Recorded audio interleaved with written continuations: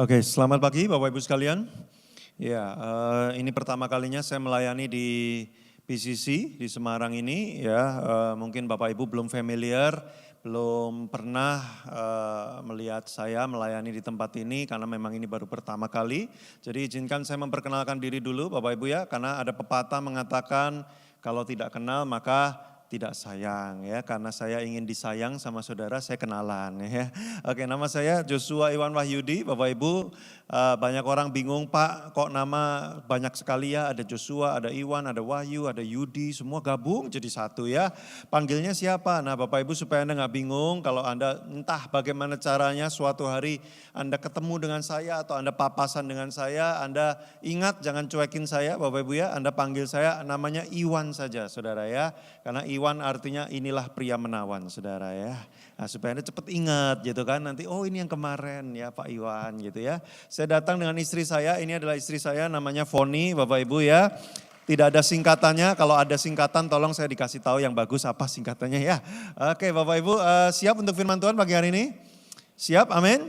Ya Bapak Ibu saya menyiapkan sebuah firman Tuhan, sebuah sesi khotbah, tapi ini slide saya ini sebenarnya slide yang saya siapkan juga untuk saya pelayanan di Kinabalu berapa hari nanti ya, tapi kemudian karena ada corona kemudian ditangguhkan, jadi ya saya pikir ini pasti juga akan berbicara buat kita semua yang ada di tempat ini. Nah saya minta maaf sebelumnya karena semua slide-slide ini semuanya ditulis dalam bahasa Inggris karena tadinya memang ditujukan untuk orang Malaysia gitu ya. Nah tapi saudara saya akan mengajak Anda nanti membaca dalam Alkitab yang bahasa Indonesianya, kita akan baca bersama-sama ya. Tapi kita tetap menggunakan slide ini untuk panduan kepada saudara. Oke, nah. Ada hal penting sekali yang saya ingin mulai adalah begini Bapak Ibu ya. Bagaimana cara kita melihat sesuatu akan menentukan bagaimana sikap kita terhadap apa yang kita lihat itu. Ya, the way you see will determine the way you act. Bagaimana cara kita melihat itu menentukan sikap kita ya. Kalau kita melihat sesuatu itu buruk, maka sikap kita akan menjauhi, berhati-hati karena itu kita anggap buruk. Kalau kita melihat sesuatu yang baik, maka kita akan mendekati, kita akan ramah kepada sesuatu itu karena kita anggap itu baik. Nah, saudara, hidup ini soal cara kita melihat. Apa yang terjadi dalam hidup ini banyak sekali, tapi bagaimana cara kita melihat setiap titik kehidupan ini menentukan kita akan jadi seperti apa hidup kita. Saudara, ada banyak sekali orang yang sudah mengalami hidup yang baik, dapat berkat, dapat rezeki, hidupnya enggak separah orang lain, oke-oke saja, baik-baik saja. Tapi kenapa dia setiap hari hidupnya itu kayak mengeluh terus, ngamuk-ngamuk terus, komplain terus, protes terus. Kenapa saudara? Karena cara dia melihat kehidupan salah. Ya, saya ini pakai kacamata. Kalau kacamata ini lensanya warnanya hitam saudara, saya lihat semua yang di sini tiba-tiba jadi lebih hitam daripada normal aslinya. Walaupun saudara nggak hitam pun, karena kacamata saya udah hitam, saya akan tetap melihat sebagai orang hitam saudara. Kenapa? Bukan Andanya yang hitam, tapi kacamatanya yang udah hitam duluan. Nah banyak orang cara melihat kehidupan salah, makanya sikapnya salah dalam menjalani kehidupan. Saya akan kasih contoh ya. Coba Anda lihat orang di kiri kanan Anda yang wajahnya kelihatannya penuh dengan beban berat, ada saudara ya, coba dilihat ya. Ya gitu saudara, ketawa ya, karena saya lihat Anda kayak tegang banget. Tiap minggu kalau khotbah kayak gini ya saudara ya, tegang gitu, enggak dong ya. Mungkin Anda karena saya orang baru ya, Anda lihat ini kok kurus gak meyakinkan gitu ya, jadi Anda tegang gitu ya saudara. Nah kalau khotbah firman Tuhan kayak gini saudara, santai, relax ya. Coba saudara ada gak, amati sekeliling, kira-kira ada yang Anda mau usulkan gitu ya, ini aja Pak, ini kayaknya perlu didoakan banyak Pak, misalkan gitu ya. Enggak ya, saya lihat coba yang wajahnya paling inilah ya, paling penuh berkat dan damai sejahtera ya. Saya pengen kenalan dulu. Nah ini kayak aktor Korea nih wajahnya nih ya. Pak siapa Pak namanya Pak? Ini kayaknya kalau dipanggil Pak kurang cocok ya. Udah menikah atau belum? Belum. Oh belum, jadi jangan panggil Pak ya, kita panggil Opa ya.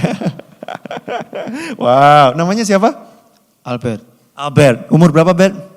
24. 20-an ya, 20-an tuh bisa 20 sampai 29 ya, tergantung yang mana, 20-an masih muda ya. Saudara, kalau saya ketemu Albert, kita belum pernah ketemu ya Bert ya sebelumnya ya? Belum ya, ini tidak direkayasa ya. Ini memang benar-benar live ya. Kayak saya mau main sulap aja ya sama Albert ya. Sudah kalau saya lihat Albert, saya belum pernah kenalan, saya belum pernah ketemu. Tapi saya lihat Albert nih, kata kuncinya saya melihat Albert. Kemudian saya lihat ini kayaknya orang mencurigakan nih. Ini kayaknya nih yang biasanya wajah-wajah yang suka ngambil duit orang nih kayaknya. Ini contoh ya Bert ya, jangan dimasukkan dalam hati ya. Nanti kapan-kapan kalau saya khotbah lagi tolong jangan keluar ya, tetap datang ya. Kan ini contoh ya. Misalkan saya lihat dari jauh nih, wih ini biasanya wajah-wajah kayak begini nih. Yang suka ngambil duit orang, wah suka ngemplang, suka utang gak balikin ya, suka menipu dan sebagainya. Sudah kalau saya lihat Albert seperti itu, kira-kira respon sikap saya terhadap Albert bagaimana?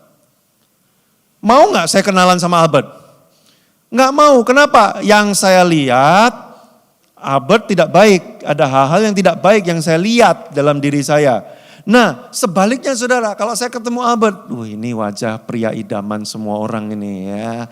Ini penuh kebijaksanaan, ini wajah orang kaya ya kayak begini nih ya. Wajah lopan saudara ya. Lopan apaan? Lopan itu bos besar gitu ya. Saudara kalau saya lihat ini orang baik, ini orang kelihatannya nih penampakannya nih orang yang suka nolong orang lain. Menurut saudara saya kira-kira sikapnya sama Albert akan bagaimana? Mau gak saya kenalan sama Albert? Bukan cuma kenalan, kalau bisa saya tempel dia terus ya kan. Kalau bisa dia habis ibadah makan di mana saya ikut ya. Kenapa? Karena saya lihat kemungkinan Albert orang yang baik. Saudara lihat bagaimana cara kita memandang sesuatu menentukan sikap kita kepada apa yang kita lihat itu. Sudah nangkep gak maksud saya? Ya. Kalau yang kita lihat buruk, makanya sikap kita nih hidup penuh kekhawatiran, ketakutan, parno, panik. Siap-siap terus ya, belum ada apa-apa udah siap mukul orang ya kan. Karena kita merasa mungkin yang kita lihat penuh kejahatan, semuanya jelek, semuanya gak baik. Nah makanya saudara, pagi hari ini saya ingin berbicara kunci bagaimana kita memandang kehidupan supaya saudara benar-benar bisa bersikap dengan tepat. Karena tidak semua kehidupan selalu baik, tidak semua kehidupan selalu buruk. Nah, bagaimana cara kita melihat, menciptakan sebuah kenyataan di dalam kepala kita, saudara. Jadi gini, kenyataan yang Anda lihat nih, belum tentu sama dengan yang sungguh-sungguh terjadi. Misalkan saya lihat Albert tadi, saya ngelihatnya dia orangnya gini. Belum tentu dia seperti itu. Nah berarti ada dua kenyataan. Kenyataan yang sesungguhnya dan kenyataan yang saya bikin di kepala saya. Saya lihat beberapa wajahnya bingung, Pak khotbah jangan susah-susah Pak ya. Daud lawan Goliat aja ya. Saudara saya kasih contoh ya. Ini kemana ya? Coba saudara saya tanya sama Anda, apa yang Anda lihat dari gambar ini? Ya. Coba Anda amati, Anda lihat ada apa di gambar ini? Ya. Siapa yang bilang bahwa ini adalah gambar kelinci? Angkat tangan. Pasti suka makan sate kelinci ya. Saudara, siapa? Pasti ada yang angkat tangan kelinci. Kok kelinci sih? Wah ada yang gitu ya pasti. Kamu kok ngelihat kelinci ini apa gitu kan? Siapa sekali lagi yang lihat gambar ini kelinci? Angkat tangan 1, 2, 3. Set. Oke ya, ini tim kelinci nih ya. Yang nggak lihat kelinci emang lihatnya apa? Bebek, ini suka makan bebek goreng ini ya. Bebek penyet gitu ya. Saudara, ada yang bilang bebek. Nah gantian yang lihat kelinci, kok bebek sih? Saudara, pertanyaan saya, ini gambar apa sih? Ini gambar kelinci atau bebek sih sebenarnya? Bukan bebek, bukan kelinci, ini gambar. Ini gambar ya udah bentuknya kayak gitu aja. Kenyataan sesungguhnya kayak gitu. Tapi Anda bikin kenyataan sendiri kan di kepala Anda kan? Anda bikin kenyataan bahwa ini bebek, bahwa ini kelinci. Dan kenyataan bebek dan kelinci beda, makanya bisa berantem. Padahal barangnya sama. Ini sering kejadian nih, ya suami istri sering berantem. Cuman karena ngelihatnya beda, padahal barangnya sama. Lucu kan kita berantem. Kenapa? Karena Anda menciptakan kenyataan sendiri di kepala Anda, saudara. Kalau Anda lihat gambar ini, ya ini cuman bentuk aja kayak begini gitu kan. Tapi Anda meng-create di kepala Anda sendiri. Dan saya beritahu saudara, kenyataan yang Anda ciptakan di kepala Anda sendiri itu lebih kuat daripada kenyataan yang sesungguhnya. Saudara, Anda pernah gak ketemu orang lagi jalan-jalan, teman gitu kan, Anda kenal, terus Anda dari jauh nyapa gitu. Hey, Hei, orangnya lihat Anda tapi dia diem aja. Anda, hei, orangnya kayak terus melengos habis itu. Anda kan mungkin beberapa di antara kita akan langsung begini, ih sombong banget ya itu orang ya, kurang ajar. Padahal kenyataannya apakah sungguh-sungguh dia sombong dan kurang ajar? Enggak, dia matanya memang mengarah sama saudara, tapi yang dilihat bukan saudara. Dia lagi lihat di belakangnya saudara. Ada diskon 75%. Itu yang dia lihat. Tapi Anda sudah kadung, Anda sudah langsung ngomong, ini sombong ya, saya sapa gak mau nyapa balik, kurang ngajar padahal kita temenan udah lama banget. Nah Anda udah kadung marah-marah, Anda udah kadung menghakimi, pada kenyataannya belum tentu sama dengan yang ada di kepala Anda. Sudah nangkap gak maksud saya? Nah ini berbahaya. Sudah bagaimana? Nah supaya kita bisa hidup dengan melihat seperti Tuhan melihat. Ada cerita tentang Kanaan, 12 pengintai tanah Kanaan. Sudah pernah dengar ceritanya? Ada 12 orang pengintai diutus oleh Musa untuk masuk ke tanah Kanaan. Nah kita baca ayatnya ya, ada di Bilangan 13 ayat 2. Mari kita buka bersama-sama ya, kita baca yang versi bahasa Indonesianya aja. Bilangan pasal 13 ayat yang kedua. Sekalianlah ayat 1 ya. Semoga supaya saudara lebih paham bahwa ini penting sekali. Bilangan 13 ayat 1 dan 2. Oke, saudara sudah siap semua ya? Saya akan bacakan, saudara simak baik-baik. Tuhan berfirman kepada Musa, ini yang nyuruh Tuhan loh.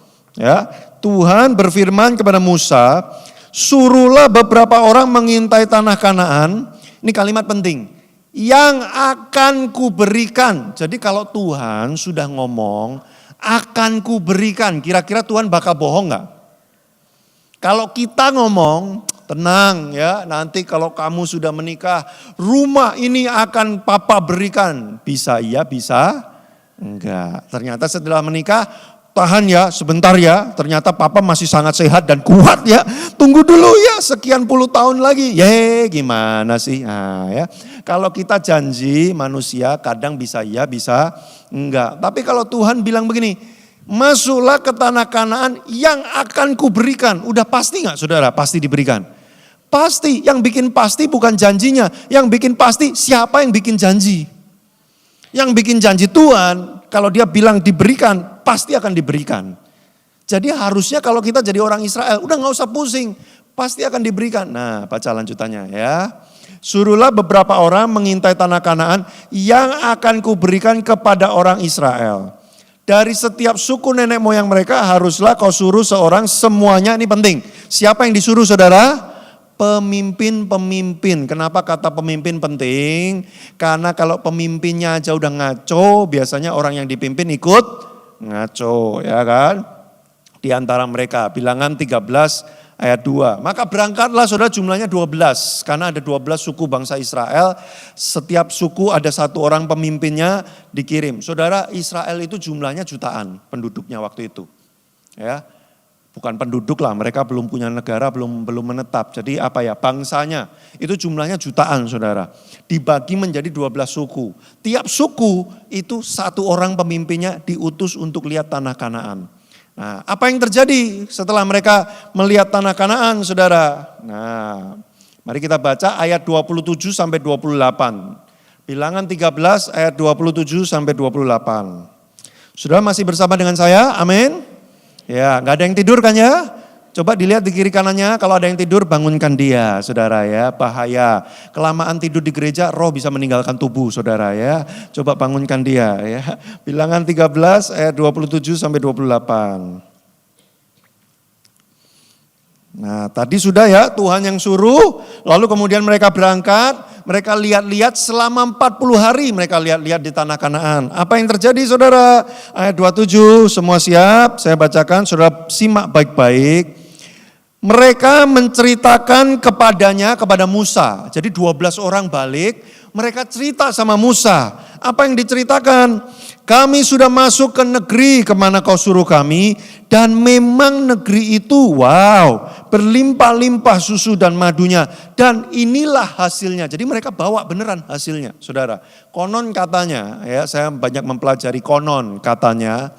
Buah anggur di kota Kanaan Buah anggur di tanah Kanaan itu 1 biji, konon katanya besarnya sebesar buah melon, saudara. Mungkin Anda bilang, masa sih, kayak gimana itu cara makannya dan sebagainya. Saudara pernah lihat buah raksasa enggak? Jadi di Nigeria, di Afrika, pernah terjadi saudara berapa belas tahun yang lalu, kekeringan, kerontang, ya, mereka enggak panen selama berhari-hari, lalu gereja-gereja di negara itu, di Nigeria terutama, di Afrika, mereka mulai doakan tanah yang kering itu, karena enggak turun hujan, tandus, gagal panen, doakan, gereja berdoa, lalu terjadi mujizat saudara, kemudian hujan mulai turun, dan mereka ketika panen saudara, wortelnya besarnya segini saudara. Wortel, ya kan? Dan itu salah satu pemimpin kami pernah pergi ke sana foto sama wortelnya, saudara ya. Raksasa, besar sekali. Jadi kalau kita melihat di zaman sekarang aja masih ada sisa-sisa buah yang begitu besar, maka saya percaya ada kemungkinan besar juga buah anggur pada zaman itu di tanah Kanaan, gedenya sebesar buah melon 1 biji, saudara. Nah, nanti kalau Anda baca lagi cerita berikutnya, makin meyakinkan kenapa ada buah-buah yang besar sekali. Yuk kita baca ceritanya saudara ya. Mereka bawa itu buahnya, mereka bawa hasilnya. Wow, luar biasa. Ayat 28, tapi, nah ini dia ya. Bangsa yang diam di negeri itu kuat-kuat dan kota-kotanya berkubu dan sangat besar. Juga keturunan Enak telah kami lihat di sana. Saudara, namanya orang Enak tapi nggak enak saudara ya. Kenapa? Karena orang Enak ini adalah orang yang raksasa. Tingginya kurang lebih paling pendek 3,4 meter. Paling pendek. Paling tinggi itu sekitar 4,2 meter saudara. Jadi mereka yang disebut cebolnya itu 3,2 meter saudara. Itu orang Enak. Nah makanya mungkin karena orangnya gede-gede, buahnya gede-gede ya wajar. Tapi saudara 12 orang ini waktu lapor sama Musa. Wah Musa, Kanaan bagus sekali. Buahnya luar biasa, ada durian musangking di sana. Wah dahsyat ya. Semua langsung seneng ya. Pemandangan dahsyat, keren apa segala macam. Tapi, nah ini dia saudara. Tapi kami lihat di sana ada orang Enak. Dan bukan cuma orang Enak, kalau saudara baca ayat berikutnya, di situ ada orang Yebus, Het, Amori, macam-macam saudara. Itu siapa sih orang-orang Yebus, Het, Amori? Itu adalah suku yang suka perang saudara. Jadi kalau saudara punya teman yang suka bikin masalah, nggak ada masalah, dia suka ngajak perang, mungkin saudara perlu panggil namanya Yebus. Ya, saudara, wah Pak itu bukan teman, itu istri saya Pak, orang Yebus Pak ya. Nggak ada apa-apa ngajak perang terus, itu suami saya Pak ya. Orang Amori, nggak ada apa-apa ngajak ribut terus. Ya sudahlah, nanti saya kasih tahu gimana caranya ya. Nah saudara, mereka dikelilingi oleh orang-orang yang suka perang dan raksasa-raksasa. Nah terus kemudian apa yang terjadi? Ya, yang terjadi mari kita lihat slide berikutnya. Nah, ayat 30 saudara, ayat 30. Tadi kan sudah ya semua panik ayat 30. Kemudian Kaleb mencoba menenteramkan. Jadi Kaleb itu salah satu dari 12 pengintai. Ya 12 pengintai datang, ada 2 yang benar namanya Yosua dan Kaleb. Sisanya yang 10 yang tadi panik. Wah ini gimana ini, musuhnya besar kita gak akan bisa. Nah Kaleb, satu di antara 2 orang yang benar ngomong kayak begini. Kemudian Kaleb mencoba menenteramkan hati bangsa itu di hadapan Musa, katanya, tidak, kita akan maju dan menduduki negeri itu sebab kita pasti. Kaleb ngomongnya gini, sebab kita pasti akan mengalahkannya. Wah, bayangin saudara gak lihat tanah Kanaan kayak apa, terus saudara utus 12 orang dari antara kita yang meyakinkan, lalu mereka pulang-pulang, 10 orang bilang begini, udah gak usah, kita gak usah berangkat di sana corona. Ya, bahaya, wah mengerikan, apa segala macam. Lalu ada 2 orang yang ngomong, enggak, kita aman-aman aja. Anda lebih percaya yang mana, 10 atau 2 saudara? Ya, pasti Anda bilang yang 2 udah gila ya, udah gak usah dengerin. Yang 10 yang bener ya kan. Tapi Anda gak lihat loh, Anda gak ngelihat 10 ini pada semua, wah gila, gede-gede, raksasa apa segala macam. Wah, tapi Kaleb bilang ini, tenang, kita pasti menang. Nah, kalau saudara lihat kayak gitu, pasti Anda anggap Kaleb orang gila, saudara. Nah, terus yuk kita baca lanjutannya. Boleh? Saya dibantu diklikin. Ayat 31 sampai 32 ya. Saudara, ini kalimat penting. ayat terakhir yang akan kita baca. Habis ini udahan khotbahnya. Cepet kan saudara kan? Cepet, makanya undang saya terus saudara ya. Enggak, bercanda ya. Saudara tegang banget. Saudara jangan tegang-tegang. Kalau firman Tuhan ya bahaya loh saudara ya. Nanti otot kaku semua. Ya, ayat 31 saudara ya, Kaleb udah habis menenteramkan, 31 nih kita amati nih, baca baik-baik nih, ini kalimatnya penting. Tetapi orang-orang yang pergi ke sana bersama-sama dengan dia yang 10 orang tadi berkata, kita tidak dapat maju menyerang bangsa itu karena mereka lebih kuat daripada kita. Saya nanya, tahu dari mana mereka lebih kuat dari kita? Loh 10 orang ini bisa ngomong mereka lebih kuat dari kita. Emang udah pernah adu panco? Ya? Belum, cuman lihat doang. Tahu dari mana mereka lebih kuat dari kita. Tapi 10 orang ini sudah memastikan. Memang kita seringnya kayak gitu saudara ya. Kalau udah panik, memastikan hal yang belum pasti. Ya, jangan ke gereja. Pasti kena corona kamu nanti kalau ke gereja. Pasti kamu kena. Udah gak usah. Tahu dari mana? Itu yang di Korea Selatan. Jauh Pak, Korea Selatan sama Indonesia Pak. Ya mirip-mirip kan sama-sama gereja. Iya, tapi di sini gerejanya udah dicuci semua ya. Dicuci ya. Dibersihin semua. Ya whatever itulah ya. Susah ya. Udah saudara ya kan. Setiap railing tangga pencetan lift aja semua dilap. Makanya saudara kalau mau saudara bawa sapu tangan. Tiap kali ada pencetan saudara lap gitu saudara. Supaya merasa aman gitu kan. Saudara kita sering kali memastikan sesuatu yang bahkan juga belum pasti gitu kan. Udah jangan ke gereja, jangan pelayanan ya. Kamu nanti kalau pelayanan pasti kecewa ujungnya. Tahu dari mana? Sudah banyak teman-teman yang kecewa pelayanan di gereja. Nggak usah pelayanan, pasti kamu kecewa. Tahu dari mana? Dicoba aja belum.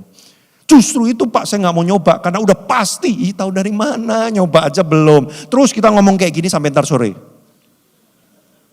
Sudah kita sering kayak gitu, memastikan hal yang belum pasti hanya karena kita salah dalam melihat. Sama ini, mereka bilang ini, kita pasti tidak akan bisa mengalahkan karena mereka lebih kuat dari kita. Siapa yang bilang? Mari kita baca ayat 32 saudara. Ini ayat penting nih. Saya pengen kita baca rame-rame lah ayat 32 karena ini ayatnya cukup penting sekali ya. Kita baca bersama ya saudara ya, keluarkan suara ya. Jangan keluarkan abab ya saudara ya. Keluarkan suara. Oke semua siap. Ayat 32, 2, 3. Juga mereka menyampaikan kepada orang Israel apa? Kabar busuk tentang negeri yang diintai mereka. Dengan berkata negeri yang telah kami lalui untuk diintai adalah suatu negeri yang memakan penduduknya. Dan semua orang yang kami lihat di sana adalah orang-orang yang tinggi-tinggi perawakannya. Saudara, mereka menyebarkan kabar busuk, hoax saudara ya. Kenapa disebutnya kabar busuk? Nanti saya akan perlihatkan betapa busuknya kabar itu saudara ya. Tapi gini loh, di tanah Kanaan itu emang yang bisa dilihat cuman orang enak doang. Yang bisa dilihat emang cuma raksasa-raksasa doang. Ada pemandangan bagus, ada buah-buahan berlimpah, ada tanah yang subur, yang luar biasa. Kenapa yang ditekankan selalu raksasanya terus? Emangnya yang bisa dilihat cuma itu doang? Nih saudara, saya beritahu. Kalau Anda melihat istri Anda seperti nenek sihir, ya, yang Anda lihat cuma nenek sihirnya terus setiap hari, pantesan Anda tengking tiap hari. Dalam nama Yesus segera meninggal. Gitu saudara. Karena yang Anda lihat cuman bagian pas nenek sihirnya. Memang betul kadang-kadang dia berubah jadi nenek sihir mungkin. Tapi kan enggak 24 jam sehari dia ngucap mantra kan saudara ya. Masa dia enggak tidur? Coba sekali-kali, ini tips dari saya saudara ya. Saya tahu umur pernikahan Anda ada yang jauh lebih panjang dari saya. Tapi ini izinkan saya berbagi gini saudara. Ada masa-masanya ketika saya konflik sama istri saya, kesel banget. Memang kalau lagi konflik tuh istri secantik apapun jadi langsung berubah wajahnya. Ya. Mau kayak apapun begitu kita lagi kesel sama dia, kok ini orang nyolot banget, nyebelin banget ya. Wajah cantiknya hilang gitu kan saudara. Saran saya kalau lagi kayak gitu saudara, lihat dia waktu dia tidur. Tunggu dia tidur ya. Begitu dia udah tidur, apalagi kalau udah ngorok. Gitu saudara ya. Lihat wajahnya. Saudara akan melihat ada orang yang berbeda. Ya, suatu hari saya berantem sama istri saya. Kesel banget. Terus gak lama kemudian, ngorok dia. Terus saya lihat wajahnya, saudara. Saya melihat, nih gini. Wajah manusia yang paling yang paling polos, yang paling rentan itu adalah waktu dia tidur. Kenapa? Karena dia tidak bisa mengatur wajahnya. Masa ada tidur yang begini, jaim begitu, enggak ada saudara. Yaitu wajah polosnya dia saudara. Nah saya lihat saudara, tiba-tiba hati saya berubah loh saudara, lihat dia lagi tidur ya. Hati saya berubah jadi kayak, sebenarnya nih orang kalau lagi tidur tuh bener ya, baik ini ya kalau lagi tidur. Buka mata, langsung Tapi artinya apa saudara? Artinya tidak setiap saat orang itu kayak gitu loh saudara. Dan gak selalu ada hal buruk terus yang kita bisa lihat. Pasti ada hal baik. Ini saya kasih contoh beberapa tentang pernikahan ya. Saya gak tahu kenapa ya saya ngomongin tentang pernikahan. Tapi saya kasih contoh beberapa saudara ya. Istri saya dan saya ini, ini pertengkaran kami di 2 tahun pertama ini salah satunya penyebabnya ini. Saudara kalau saya lagi ngobrol, istri saya ini suka nyelak. Tahu nyelak gak saudara? Nyelak bahasa Jakarta sih, apa ya kalau bahasa Jawa ya, nyelak itu nyerobot, suka nyerobot gitu kan, lagi ngobrol gitu kan, tiba-tiba dia suka nyelonong masuk gitu, ngomong gitu kan ya. Saya sering kepotong saudara, lagi enak-enak ngomong, ini kok kayak bajai. Ya, di sini nggak ada bajai ya, angkot ya, kayak angkot gitu nyelonong, gitu kan. Awal-awal saya kesel saudara, marah gitu kan, ini kurang ajar nih. Ini wanita mengkudeta kepemimpinan pria ya kayak begini nih. Ya, nggak menghargai suami lagi ngomong, nyelonong. Marah saya. Apalagi kalau lagi meeting saudara, saya lagi jelasin, nyelonong dia. Saya langsung panas, hati ini membara. Pulang-pulang berantem. Kalau saya lagi ngomong jangan kayak gitu ya, saya tuh terganggu, saya gini, berantem. Jadi kalau tiap meeting saya deg-degan saudara. Tiap mau berangkat meeting deg-degan. Nanti pulang berantem kan nih. 2 tahun pertama saudara, struggling. Lalu satu malam saya lagi berdoa. Tuhan ini gimana ini, saya udah gak bisa nih ngadepin yang kayak gini. Gimana ini Tuhan tiba-tiba ngomong, kenapa sih kamu marah? Abis dia mengkudeta saya Tuhan. Nih saudara, saya melihat istri saya orang yang akan mengkudeta saya. Makanya saya jadi marah saudara. Lalu Tuhan ngomong begini, kamu tahu gak kenapa istrimu begitu? Gak tahu Tuhan, tolong beritahu saya. Kurang ajar juga sama Tuhan. Tuhan bilang begini, karena istrimu itu menolong kamu. Loh kok bisa nolong, gimana ceritanya dari Hong Kong? Ya kan? Karena kamu kalau meeting suka sering kelupaan ngomong sesuatu. Bahkan saya khotbah aja saudara, sering kelewatan istri saya tuh suka dari bawah memberikan tanda-tanda bahasa isyarat saudara. Jadi kalau Anda lihat istri saya satu hari nanti bisa gini-gini, udah diam aja, gak usah peduliin saudara. Itu tanda isyarat buat saya. Ada yang kelewatan berarti. Nah dulu saya gak ngerti kayak gitu-gitu, saya di atas mimbar tuh bisa kesel saudara. Ini ngapain sih? Ngasih tanda bikin konsentrasi saya hilang aja. Hadirat Tuhan lenyap. Bisa gitu saudara, kesel saya. Ngapain sih ini orang? Tuhan ngomong, kamu tuh sering kelupaan dan yang kamu lupa bagian yang penting lagi. Makanya istrimu sering nyelonong masuk untuk mengingatkan, harus ngomong ini. Saudara, gara-gara malam itu saya berubah cara pandang saya. Tadinya saya melihat dia sebagai orang yang mau mengkudeta saya. Sekarang saya ngelihatnya dia orang yang mau menolong saya. Pulang dari meeting, gak pernah berantem sekarang saudara. Pulang dari meeting, kita ketawa-ketawa. Kok lu tadi ngomongnya gitu sih? Ketawa-ketawa saudara. Padahal tetap sama gak barangnya? Sama, cuman beda kelinci atau bebek aja lihatnya saudara. Nangkep gak maksud saya? Hidup itu seringkali kayak gitu saudara. Gini loh, kalau engkau melihat istrimu seperti nenek sihir, sampai selamanya engkau tidak akan pernah melihat ada perubahan. Karena yang kau lihat dia terus mengucapkan mantra sama saudara. Saudara tahu gak sih? Orang itu kalau udah marah, sampai ngomel, sampai nangis ngomel. Itu dia sebenarnya bukan marah. Itu dia sebenarnya frustasi saudara. Orang yang frustasi saking udah gak tahu bagaimana caranya untuk bisa ngomong lagi. Kadang-kadang dia caranya marah. Nah saudara kalau engkau mengerti hal-hal seperti ini, engkau akan bisa memahami kenapa orang ini marah. Sehingga sikapmu akan berbeda ketika dia marah. Engkau gak melihat itu sebagai sebuah kemarahan. Engkau melihat itu sebagai sebuah bentuk dia teriak minta tolong sebenarnya. Lah Pak minta tolong kok neriakin saya Pak. Iya saking dia udah gak tahu caranya bagaimana. Loh, saudara saya pernah suatu kali berantem sama istri saya. Sebegitu marahnya, begitu stres frustasinya. Saya pukul tembok saudara. Bukan tembok, pintu apartemen, dar. Abis itu saya bingung sendiri, kok saya bisa begitu? Setelah saya pelajari, karena saya saking frustasinya. Tapi orang seringkali bisa melihatnya gini, ih kekerasan, ini orang kayaknya udah tahapnya udah gila nih. Sudah kadang-kadang itu teriakan minta tolong, tapi orangnya gak ngerti ngomongnya bagaimana, keluarnya bentuknya kayak gitu-gitu.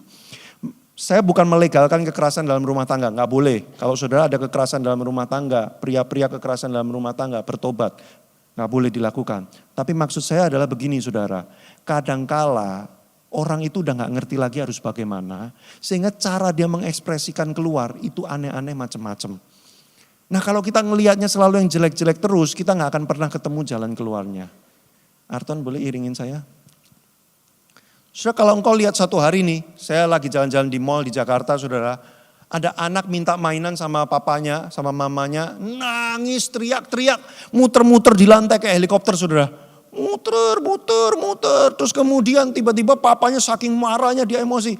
Hei kamu anak siapa? Amnesia saudara, lupa ingatan. Kamu ini anak setan. Saudara, kalau dia udah teriak anak setan berarti bapaknya, lah gak sadar dia saudara. Tapi maksud saya gini loh. Kalau kamu memandang anakmu sebagai anak setan, ada gak sih di antara saudara orang tua pengen punya anak setan? Gak ada dong. Kalau Anda sudah memandang, pandangannya udah salah. Ini anak setan ini. Maka yang Anda pengen lakukan apa? Usir dong dia. Gak pengen dia deket-deket sama saudara. Saudara nangkep gak maksud saya? Nih, ada wanita datang sama saya suatu kali cerita, Pak, istri saya tuh kayak cupatkai Pak. Hah? Maksudnya apa? Males Pak, tiap hari tidur, kerjaannya bangun siang, gak kerja, judi, mabok melulu. Udah kayak cupatkai Pak. Lah saudara kalau Anda lihatnya seperti cupatkai kan tinggal dipanggang aja saudara jadi samcan panggang. Saudara nangkep gak maksud saya? Cara pandangmu terhadap sesuatu itu menentukan hidupmu akan jadi seperti apa. Satu kali ada orang datang ke saya lagi training makan siang, dia datengin saya sambil buffet gitu kan ngambil makanan. Dia bilang begini, dia kerja di satu perusahaan. Pak, Bapak seminarnya bagus tadi Pak ya. Tapi Pak ya tahu nggak, kami ini ya di perusahaan ini cuman sapi perah Pak. Saya mau ngambil makanan jadi berhenti sudah. Hah? Sapi perah? Sudah dia menganggap dirinya, dia memandang dirinya sapi perah. Pantesan tiap pagi berangkat kerja kantor telat terus. Mana ada, sudah pernah lihat sapi perah semangat? Pergi ke peternakan, sapi perah yang mau merah belum bangun, sapi perahnya udah bangun. Mana ini tukang perah, mana? Terus berangkat dengan semangat, aku diberkati, sepanjang hidupku diberkati. Ayo siap perah saya, ada sapi perah kayak gitu? Enggak saudara, sapi perah waktu diperah teriak-teriak jangan gitu saudara. Lah kalau dia menganggap dirinya sapi perah, pantesan kerja males, mau bikin apa males. Kita ini cuman sapi perah, saudara nangkep maksud saya enggak? Ada lagi anak muda datang sama saya, kerja apa kamu sekarang? Masih kacung. Loh, saudara kalau sudah menganggap dirimu kacung, pantesan orang memperlakukan kamu seperti kacung, disuruh-suruh, dicambuk-cambuk ya. Kalau nggak kerja tak potong gajimu. Karena kita kelakuannya seperti kacung, maka orang memperlakukan kita seperti kacung. Kenapa kelakuan kita seperti kacung? Karena kita memandang diri sendiri seperti kacung. Saudara lihat, kalau engkau memandang dirimu sebagai orang yang terkutuk, maka hidupmu akan benar-benar terkutuk. Kalau engkau memandang dirimu sebagai orang yang tidak diinginkan, gak ada yang mau saya, gak ada yang menginginkan saya, maka beneran dunia gak akan menginginkan saudara. Bukan karena mereka gak pengen, karena saudara bersikap seperti orang yang harus tidak diinginkan oleh dunia ini. Saudara nangkep maksud saya gak? Karena saya lihat beberapa wajah dari awal sampai akhir sama terus. Gitu saudara. Ya. Sudah nangkep gak apa yang saya sampaikan pagi hari ini? Bagaimana cara pandangmu, saudara? Bapak-bapak, ibu-ibu, tidak peduli berapa usiamu. Saya ketemu dengan beberapa orang yang sudah bilang gini, Pak, saya seneng sih Bapak di gereja kami nih. Gereja kami tuh penuh semangat, saudara. Kapan-kapan kalau ke Jakarta, daerah Jakarta Barat, mampir ke gereja kami Abaloh Barat, ya, Jalan Tanjung Duren. Di gereja kami tuh semangat. Terus ada satu orang udah cukup berusia datang kepada kami. Pak, saya suka Pak di gereja ini. Tapi kami yang usia-usia segini ini Pak, kami ini hanya tinggal menunggu waktu. Maksudnya nunggu waktu? Ya menunggu waktu untuk dijemput aja Pak. Saudara, yang paling gak enak itu kan nunggu dijemput ya. Kapan nyampenya, udah waktunya atau belum. Melelahkan saudara. Saudara jangan pandang dirimu seperti hanya orang tinggal nunggu waktu. Belum saudara. Selama belum waktunya selalu ada yang Tuhan bisa kerjakan dalam hidupmu. Walaupun cuman mungkin doain orang atau hanya senyum sama orang lain saja saudara. Jangan pandang hidupmu dengan cara seperti itu. Saya akan tutup dengan ini. Ayat 33. Yuk kita baca bersama-sama. Saya akan tutup dengan ini. Boleh dimunculkan Kejadian 13 ayat 33.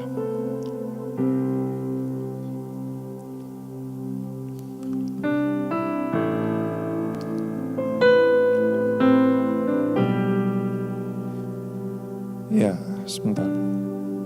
Nah, ya. Bilangan, sorry, saya yang salah sebut. Wah, gawat nih, umur udah 40 mulai ini. Bilangan 13 ayat 33. Sorry. Bilangan 13 ayat 33. Saudara, ini kalimat penting sekali. Juga kami lihat di sana orang-orang raksasa, tuh diulang lagi. Orang enak yang berasal dari orang-orang raksasa, tuh diulang lagi saudara. Terus yang menarik, dan kami lihat diri kami seperti belalang, begitulah mereka terhadap kami. Boleh slide saya dimunculkan? Saudara, ini adalah orang enak. Tingginya paling tinggi 4,5 meter, bukan 4,2. Sorry saya salah, 4,5 meter saudara. 4,5 meter itu berarti saya ditumpuk 2,5 kalinya. Ya, saya 2,5 kalinya.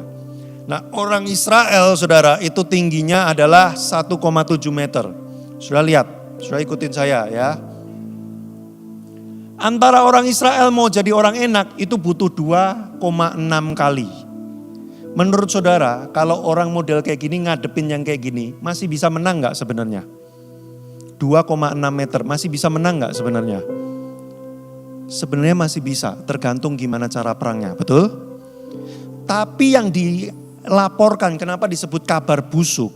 Mereka lapornya bukan 2,6, bukan. Mereka lapornya gini, orang Israel ngadepin raksasa itu seperti belalang ngadepin orang Israel. Saudara tahu gak tingginya belalang berapa? Nih belalang saudara, 2,5 cm. Dari belalang mau jadi orang Israel itu 68 kali lipat. Padahal kenyataannya cuma 2,6 kali lipat. Tapi gak ada yang lihat. Mereka cuma dengar laporan. Saudara kalau 68 kali lipat ya udah gak mungkin menang lah saudara. Makanya mereka hatinya langsung tawar hati semua. Gak mungkin menang, gila. 68 kali lipat kita mah cuma diinjek-injek doang sama orang enak. Padahal kenyataannya bukan 68. Kenyataannya cuma 2,6 kali lipat. Saudara apa maksud saya? Kita sering melebay-lebaykan kemalangan hidup kita. Kita bilang begini, udahlah. Cuman gara-gara satu orang aja ngomong begini, saya gak suka kamu. Langsung kita pulang pengen bunuh diri. Kenapa? Seluruh dunia gak ada yang suka sama saya. Lah cuman satu yang ngomong. Kenapa ngomongnya seluruh dunia? Cuman satu gereja yang membuat saudara terluka. Tapi saudara bilang begini, saya gak mau pergi ke gereja lagi. Kenapa? Semua gereja sama saja. Iya, saya tahu ada pendeta yang mencabuli 17 tahun, saudara. Terus saudara lihat saya, ini juga cabul nih. Saudara nangkep maksud saya enggak? Kita cenderung membesarkan sesuatu padahal tidak sesuai dengan kenyataan, saudara. Maaf, iya virus corona mengerikan, iya saya tahu. Tapi gak semengerikan itu sebenarnya saudara. Memang betul kita bisa ketularan. Tapi ya gak segampang itu juga sebenarnya Anda ketularan. Kecuali Anda memang lagi sakit saudara. Tapi kalau Anda lagi sehat, walafiat, Anda lagi kuat, Anda lagi fit-fitnya saudara. Gak semudah itu. Tapi kita bilang begini, hati-hati ya. Hati-hati, kita ngomong jarak 30 meter aja bisa ketularan. Saudara, ini yang namanya kabar busuk yang melemahkan hati kita karena cara pandang kita salah saudara terhadap dunia ini. Makanya saya tutup dengan satu hal yang penting sekali. Lalu harus gimana Pak caranya? Albert, saya jadikan contoh sekali lagi ya Albert ya. Jangan marah ya Albert ya sama saya ya. Tolong kasih saya apa adanya ya Albert ya. Boleh berdiri Albert? Coba Albert lihat sekeliling gitu. Coba lihat ke atas. Kira-kira sudah dapat pemandangannya seperti apa? Dapat ya. Saudara, kalau Albert berdiri di tempat ini dan dia melihat sekeliling, inilah yang akan dia lihat menurut pandangan Albert. Tapi kalau Albert melakukan hal yang berbeda, boleh Albert kita maju ke depan. Saya ajak Albert naik ke tempat yang lebih tinggi dan lebih luas. Sebentar dia akan menutup khotbah ini, dia yang akan melanjutkan. Enggak. Coba lihat sekarang, Bet. Pemandangannya beda enggak? Beda. Dibanding yang tadi. Beda. Ada hal yang tadinya kamu gak bisa lihat di situ, apa yang sekarang kamu bisa lihat? Tadinya dari situ. Kelihatan, sekarang bisa kelihatan apa? Perspektifnya beda. Perspektifnya beda. Dari titik itu dia gak bisa lihat orang-orang yang ada di balkon saudara. Tapi ketika dia naik ke tempat yang lebih tinggi dan lebih luas, dia bisa lihat. Yes, mau lanjutin Bert? Khotbah apa gitu Bert? Atau doakan mereka Bert? Oh gak usah, gak perlu ya. Oh ya, luar biasa. Thank you, boleh tepuk tangan buat Albert. Apa maksud saya memberikan simulasi ini saudara? Waktu saudara berdiri di titik saudara sendiri, penglihatanmu terbatas. Yang kamu lihat cuma ini aja. Kepanikan, ketakutan, masalah, raksasa. Tapi waktu saudara memilih mendekat kepada Tuhan, saudara mendekat dan Tuhan ada di tempat yang paling tinggi, yang paling luas. Saudara mendekat kepada Tuhan, maka saudara akan melihat seperti Tuhan melihat. Cara pandangmu akan berubah. Itu sebabnya hatimu juga akan berubah. Problem kita saudara, maaf saya harus jujur apa adanya. Hari ini saya melihat banyak orang Kristen yang bukannya malah mendekat kepada Tuhan, malah sibuk panik saudara. Gak apa-apa beli sanitizer boleh. Mau satu gentong dibeli juga gak apa-apa. Mau beli Indomie satu gudang juga gak apa-apa. Saya gak nyalain soal itunya saudara. Saya nyalain sikap hatinya. Saudara, seolah-olah malam ini dunia tuh kiamat. Seolah-olah kayak gitu saudara. Gak apa-apa persiapan, beli bahan makanan, cuci tangan sesering mungkin, menghindari tempat-tempat publik. Gak apa-apa, menurut saya memang itu yang harus kita lakukan saudara. Beberapa gereja mungkin menghentikan kebaktian, ada beberapa gereja online, beberapa gereja seperti kita masih kebaktian tapi semuanya disterilkan. Gak apa-apa, memang itu yang harus dilakukan. Tapi yang bermasalah adalah ketika hatimu udah gak bisa lihat seperti Tuhan lihat saudara. Kenapa? Bukannya kita mendekat kepada Tuhan, kita dikuasai oleh keadaan dan kita kayak gak ada bedanya sama orang lain, kita panik. Sudah makin sulit masalah yang kau hadapin, makin engkau harus mendekat pada Tuhan. Makin sulit yang di depan mata nih kelihatannya makin mustahil. Sudah harus makin naik ke tempat yang lebih tinggi, ketemu dengan Tuhan dan lihat kayak apa Tuhan lihat itu. Sudah saya tutup dengan ini, sederhana dulu. Ada dua hal yang penting saudara. Waktu Goliat datang menghadapi bangsa Israel, Saul dan semua orang Israel melihat Goliat sebagai penghancur mereka. Makanya mereka takut, mereka sembunyi, mereka bilang tamat sudah riwayat Israel. Ketemu Goliat kita gagal. Tapi tahu nggak Daud lihat Goliat sebagai apa? Bukan sebagai penghancur. Daud lihat Goliat sebagai batu pijakan untuk Tuhan menyatakan kekuatannya saudara. Makanya dia nggak ada takut-takutnya sama sekali. Aneh saudara. Bagi beberapa orang masalah seperti penghancur, tapi bagi orang yang dekat dengan Tuhan, masalah adalah batu lompatan untuk lebih tinggi lagi. Karena cara lihatnya seperti Tuhan melihat. Tuhan tidak pernah memberikan sesuatu untuk menghancurkan hidup saudara. Kalaupun kesulitan datang dalam hidupmu, Tuhan berikan dengan sengaja supaya hidupmu naik level saudara. Kayak gitu loh cara pandang orang Kristen tuh. Ketemu masalah bukannya gini, kenapa Tuhan kau menghancurkan hidupmu? Salah. Tuhan kasih ini supaya saudara lebih kuat, lompatin itu naik lebih tinggi lagi. Itu cara pandangnya saudara. Bangsa Israel lihat Laut Merah, marah-marah sama Musa. Mereka bilang begini, jadi kami keluar dari Mesir cuma buat dibikin mati di depan Laut Merah ini. Karena mereka lihat Laut Merah sebagai penghalang dalam hidup mereka saudara. Tapi Tuhan beda. Tuhan siapin Laut Merah bukan buat matiin Israel saudara. Tuhan siapin Laut Merah buat menghancurkan Firaun dan tentaranya saudara. Saudara nangkep maksud saya enggak? Cara pandangnya itu loh. Cara pandangnya itu loh saudara.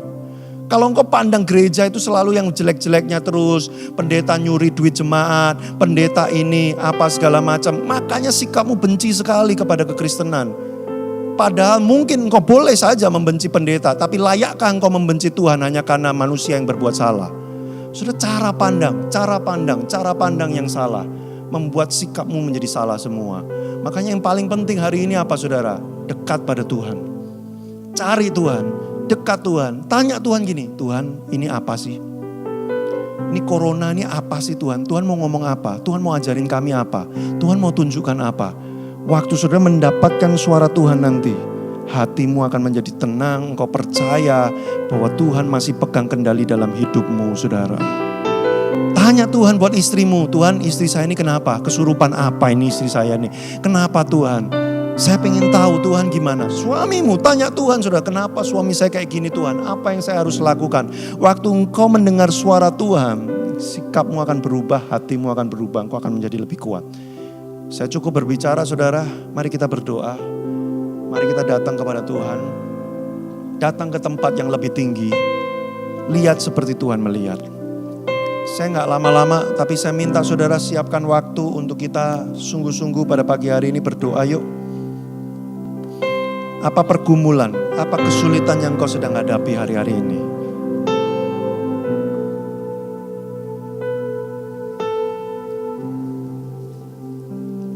Yang tadi ya, lagu yang tadi deh, pada satu ya.